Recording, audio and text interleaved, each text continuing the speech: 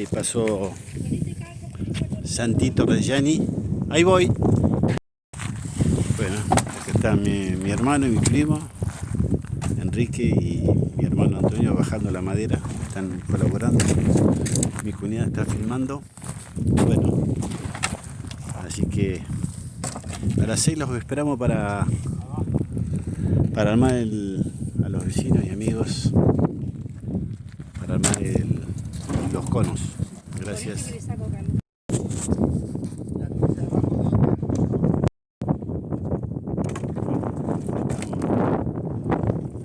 Terminando de descargar la madera.